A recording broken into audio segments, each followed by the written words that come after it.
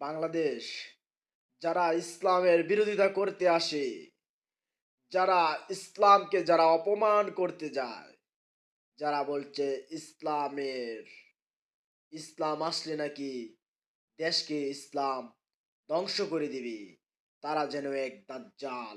আপনারা সে কথায় কান দিবেন না। আমরা জামাতের আমির শফিকুর রহমান ওনাকে নিয়ে যারা খারাপ মন্তব্য করি, তারা যেন সে এক দাজ্জাল।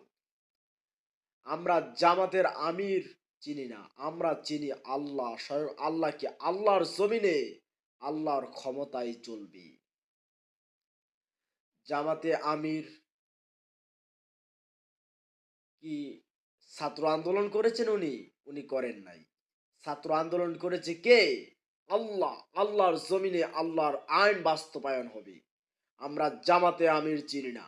যারা আজ ইসলামের বিপক্ষে, ইসলামকে যারা ডুবিয়ে দিতে চায়, যারা ইসলাম আমাদের জামাতের আমির হয়েছেন, ইসলামের কথা বলেন, তাকে নিয়ে যারা তাকে নিয়ে যারা খারাপ মন্তব্য করবে, সেজন্য আমরা আমাদের ইসলামকে খারাপ মন্তব্য করছে, এই দাজ্জালকে চিনে দেশ থেকে বিদায় করতে হবে। ইসলামের বিরোধিতা যারা করবে, তাদেরকে দেশ থেকে বিদায় করতে হবে। কেন? আমরা ছাত্র আন্দোলনে এই দেশটাকে আমরা একটি দাজ্জাল, একটি দল আমরা দেশ থেকে বিদায় করছি। আপনারা কি ভুলে গেছেন তারা যেন এক পাগল? কেন আমরা আরেক দলকে কেন ভোট দেব? আমরা ইসলামকেই ভোট দেব। আমরা ইসলামী আইন চালু করব। যারা এই উল্টো পাল্টো কথা বলে যারা ইসলামকে ডুবিয়ে দিতে চান, তাদেরকে বাংলার জমিনে তাদেরকে থাকতে দেব না। বাংলার মুসলমান এই দাজ্জাল থেকে আমরা বাঁচতে হবে। তার বাপ দাজ্জাল,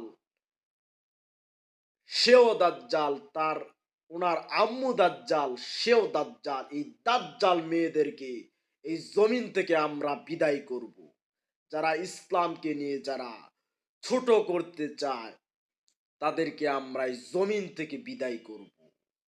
আমরা 12 তারিখে এক আল্লাহর জমিনে আল্লাহর পতাকা আমরা